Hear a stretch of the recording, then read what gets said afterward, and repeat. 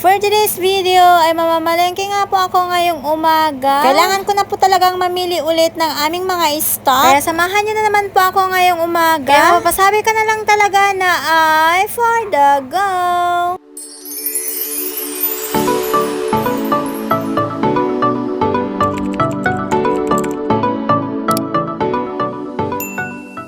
Maaga nga ako nagising dito sa mga oras na to ay alas 5 pa nga lang ay gising na nga ako pero hindi pa nga ako lumabas kaagad-agad. Fast forward ko na nga dahil sa mga oras na to ay alas 6 na nga po ito ng umaga. Kaya ang ginawa ko ay nagtoothbrush na nga lang ako pagkagising ko at naghilamos. Tsaka na nga lang po ako magmamaylo pagkadating ko. Hindi pa naman po kasi ako nakakaramdam ng gutom kaya hindi na nga muna ako nagmaylo at mamamalengke na nga muna ako. Dahil nga sa mga araw na to ay pupunta nga dito yung aking mga magulang. Kaya maaga na nga rin din po ako umalis dito sa aming bahay at nandito na nga ako sa labas at fast forward ko na nga din po ay nandito na nga din po ako sa palengke. Dahil nga po ako lang mag-isa na pumunta ng palengke at yung mga anak ko naman ay tulog pa nga. Ay, for the go, sana all tulog pa.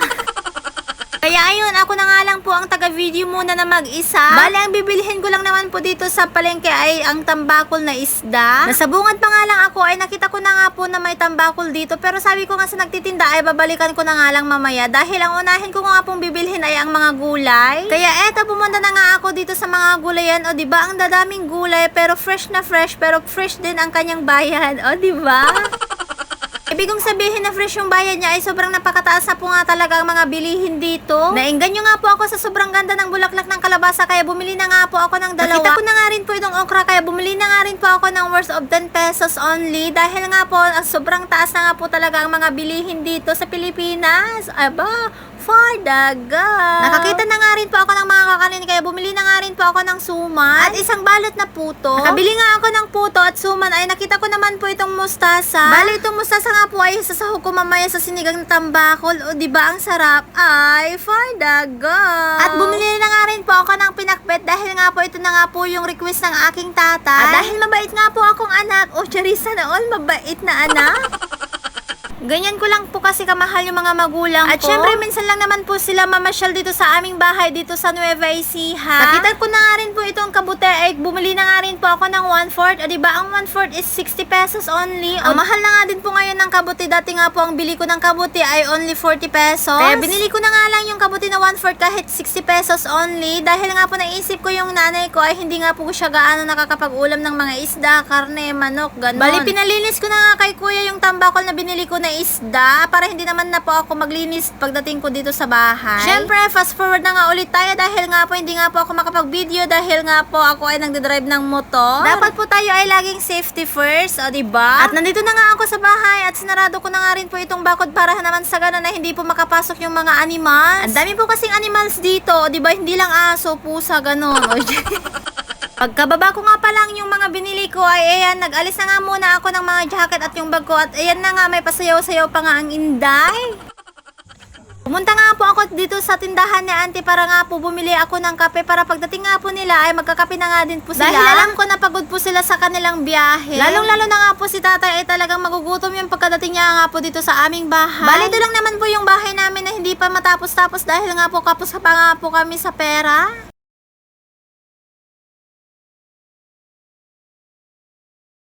Ang mahalaga naman po ay may bahay kang sarili at hindi ka po nakikibahay sa iba. Pagdating ko nga dito sa bahay dahil nga po bumili po ako ng kape doon sa tindahan ay inayos ko na nga muna itong mga pinamili ko. Dito na kami sa balay ng imong bahay. At wala pa nga ang 2 minuto na nakauwi ako dito sa bahay ay nandito na nga rin po sila sa wakas. Finally, thank you Lord, nakarating po sila ng maayos.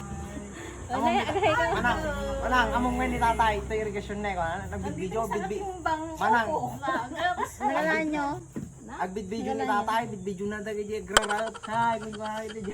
O diba pagkarating pa nga lang nila, itong bunso nga po namin ay nagkukwento na nga po agad. Pinagkwento niya nga sa akin dahil nga daw po si tatay ay nagbablog nga daw po doon sa daan. Nagblog din daw po siya doon sa mga nagtatanim ng palay. Kaya ayun, natatawa nga ako nung kwento sa akin yung kapatid ko. O diba pati na rin si tatay ay nahawaan na nga rin sa akin na mag-vlog. Papasabi ka na lang talaga na ay for the go.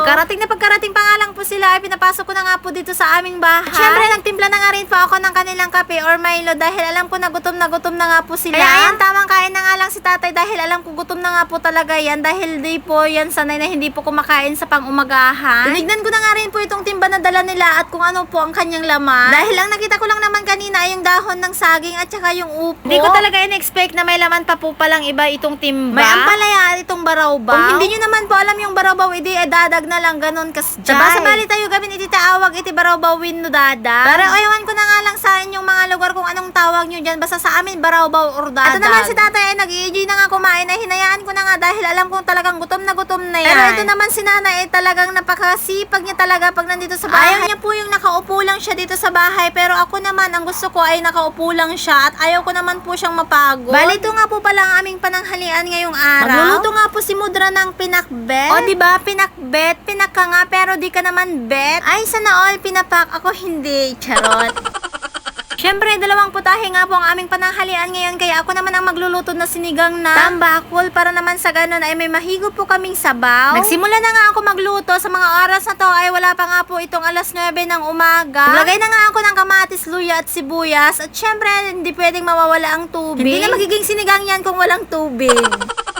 Ito nga po yung dahilan kung bakit nandito sila sa bahay. Ay papaayos ko nga po dito sa rooftop po namin dahil nga po sa tuwing umuulan ay tumutulong nga po talaga doon sa kwarto namin. Kaya nung isang araw ay bumili na nga po ako ng pampahid para pagdating nga po si tatay dito sa bahay ay magpapahid na nga lang ang kanyang gagawin. Ilang beses na nga rin po napahidan dito sa rooftop namin ay talagang tumutulong pa rin sa tuwing umuulan. Pero minsan kahit umuulan ay wala naman po talagang tulo. Kaya siguro nagkatulong nga ulit ay naalis na siguro yung mga una-unang idinikit dyan or ipinahid dyan sa rooftop po namin. Ang ginamit nga po ni tatay dyan ay yung rain or shine. At kung may iba pa po kayong idea na para po sa mga slab na tumutulo, ay pwede pong pag-comment naman po dyan sa baba para naman po sa ganun ay alam ko po ang aking ginagawa or inilalagay dyan. Pero itong rain or shine ay okay naman po nung unang pinahiran nila doon sa taas. Pero itong rain or shine naman ay maganda nga rin po itong gamitin doon sa taas. Dahil nung unang pagpahid po nila ng rain or shine sa taas ay ilang bagyo na nga rin po ang dumaan dito sa amin. Ay hindi na nga po nagtulo dito sa kwarto or sa sala. Pero ngayon tag-ulan na nga ay may mga tumutulo na nga din ulit. Kaya tinawagan nga po namin si tatay para nga siya na nga po yung magpahid doon sa rooftop namin para naman sa ganun ay hindi na po tutulo dito sa loob. Hindi naman po sobrang lakas yung tulo niya kaya mas mainam na lang pahiran na lang agad para naman sa ganun ay hindi na nga po ito mas lumala. Kaya si tatay na nga lang po ang gumawa. Para din sa ganun ay makakapasyal naman po sila dito sa aming bahay ulit. Unang niluto ko na nga po itong sinigang na tambako. Una na nga ako magluto ni nanay dahil nga po yung isasahog niya nga po sa pakbet ay hindi pa nga yun nadidifrost. Kaya kahit maaga pa nga ay nagluto na nga po ako para naman sa ganun ay maaga nga po kami kakain ng pananghalian. O diba, sabaw pa lang ay talagang nakakatakam na. Talagang mapapasabi ka na, ay for the go. Nung natapos na nga po ako magluto ng sinigang na tambakol ay sumunod na nga rin po si nanay. At habang nagluluto nga si nanay ay sinauli na nga muna namin itong hagdan na ginamit na po ni tatay. Kaya sinamahan ko si tatay para magsauli ng hagdan or stairs. Sa barangay po kasi may-ari nung hagdan na yun kaya hiniram lang po namin ng wala pa nga pong isang oras. Eto na naman si nanay ay magluluto na nga po siya ng pinakbet. Ay for the go. Matitikman ko na naman ang luto ng aking nanay. Ito talaga yung pinakamiss ko sa kanya. Bakit kaya ang sarap-sarap ng luto ng nanay ko pag pinakbet or gulay? Kahit anong gulay ang sarap talaga kahit wala pong sahog na isda or karne. Ano kaya ang sikreto ni nanay na kahit walang sahog yung mga niluluto niya ay napakasarap pa rin. Pero alam nyo, kahit wala pong sahog ang ating mga niluluto, kung mahal mo po ang inyong ginagawa lalo na sa pagluluto, kahit wala po yan sahog ay talagang sasarap niya. Katulad ko, kahit walang sahog ay masarap ang aking niluluto. O, diyan, diba? Ano naman yung nasa isip mo? Hoy! Walang ganon, emi-emi lang. O, diba? Ay, for the go! Tignan nyo naman po itong magpinsan ay talagang nagbubunot nga yung anak ko doon sa buhok ng kilay ng aking pamangkin. Aba, talagang bumibigay sa pagkasilais itong pamangkin ko na to. Inilagay na nga ni nanay lahat ng mga gulay. At kitang-kita naman sa mukha ni nanay na talagang mahal na mahal niya po ang kanyang niluluto. Kaya naman po pala masarap dahil nga po may kasama siyang pagmamahal ang kanyang niluluto. At habang nga po ako ay nag-i-edit dito at nagbo-voice over ay talagang naamoy ko yung kanyang niluluto. Nagugutom na nga din po ang aking sikmura habang nga po ako ay nagbo-voice over dito. Parang gusto ko nga ulit kumain.